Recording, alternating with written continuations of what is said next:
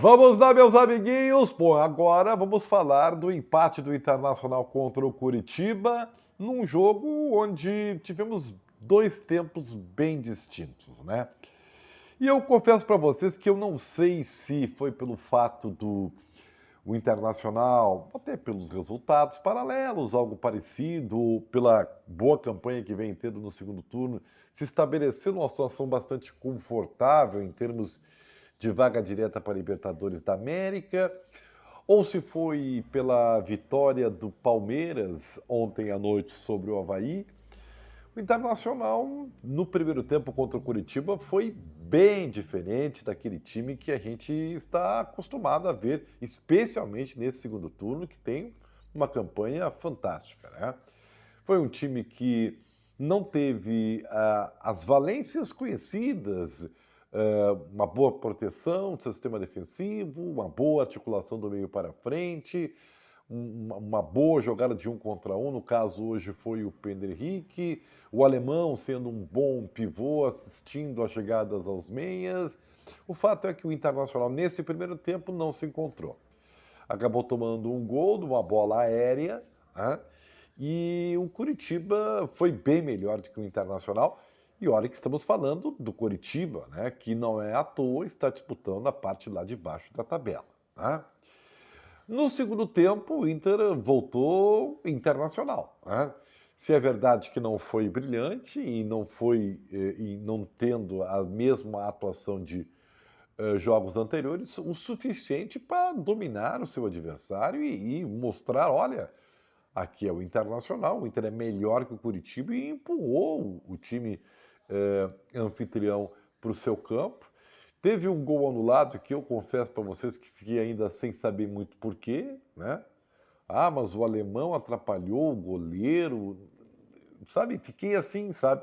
Meio confuso no gol que o VAR acabou anulando. Mas logo na sequência, o Vitão, de cabeça, fez o gol de empate. O Internacional talvez tenha faltado um pouquinho mais de ambição no jogo. Acho que algumas individualidades acabaram ficando aquém do que era esperado.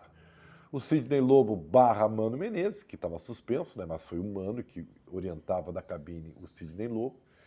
Fez as alterações que achava que tinha que fazer. O Curitiba certamente cansou, porque jogou na última quinta-feira em São Paulo e o Inter estava bem mais no jogo do que o Curitiba no segundo tempo. E achei que o Internacional poderia, né, ter até construído algo melhor se tivesse mais ambição dentro do jogo, né? Acho que esse meio-campo, sem a presença de um volante de ofício, tira do Johnny, por exemplo, que jogou por ali, o que ele tem de melhor. O Edenilson hoje não esteve bem, né? E os próprios jogadores que protagonizam de forma individual as melhores atuações também não foram tão bem. O Pedro Henrique não foi tão bem, o Wanderson entrou e ainda não é o mesmo Wanderson, né? O alemão teve dificuldades, né? O Brian também entrou e, sabe, não agregou. O Edenilson, como falei, ficou bem aquém. No segundo tempo, o René até jogou melhor que o Bustos, né? Se soltou um pouquinho mais, né? Mas o Inter como um todo, coletivamente, eu até acho que ali, a partir dos 15 minutos finais, acabou aceitando o empate como um bom resultado.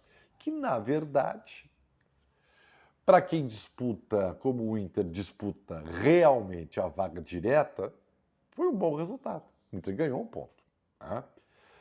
Tabas Ribeiro, então por que a crítica? Não é nenhuma crítica, é apenas uma constatação. Se você, torcedor do Inter, ainda almejava, ou ainda almeja, ou pensa, ou tem a referência no Palmeiras, são 10 pontos, né?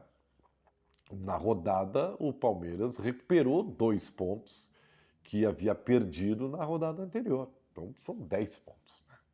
É muito ponto. É muito ponto. Então, e é uma rodada a menos.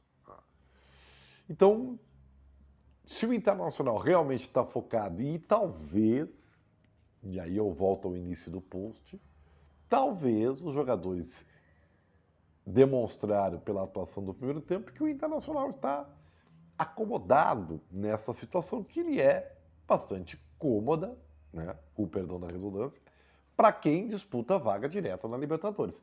Porque se fosse para disputar o título, a atuação, o desempenho, o comportamento, a atitude do primeiro tempo era um paradoxo, não tinha nada a ver.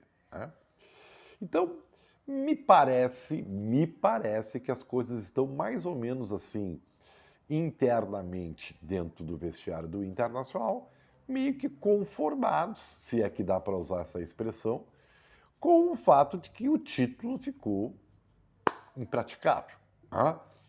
Os números dizem isso. A aritmética, não. Tá?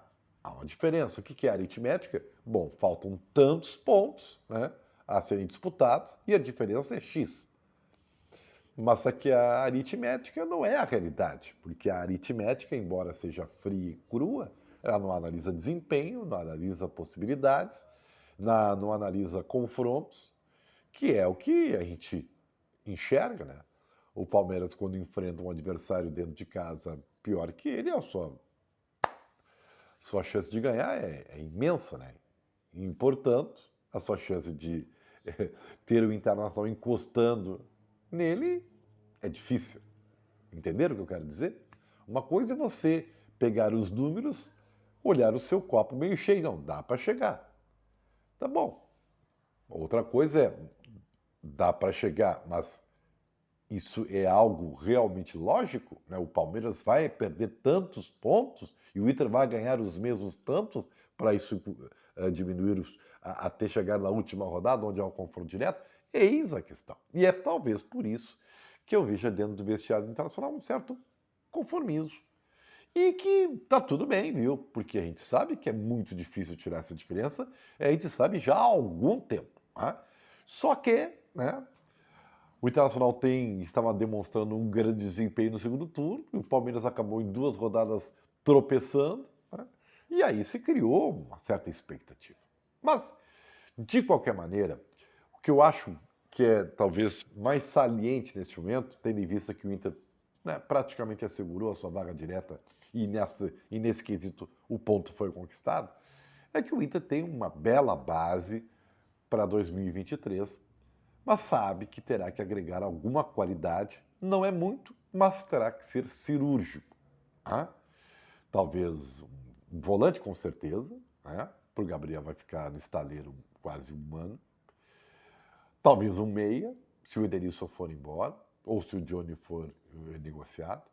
Um centroavante, porque o alemão é bom, eu gosto muito dele, mas talvez para quem aspira a algo maior, mais significativo, ainda é pouco.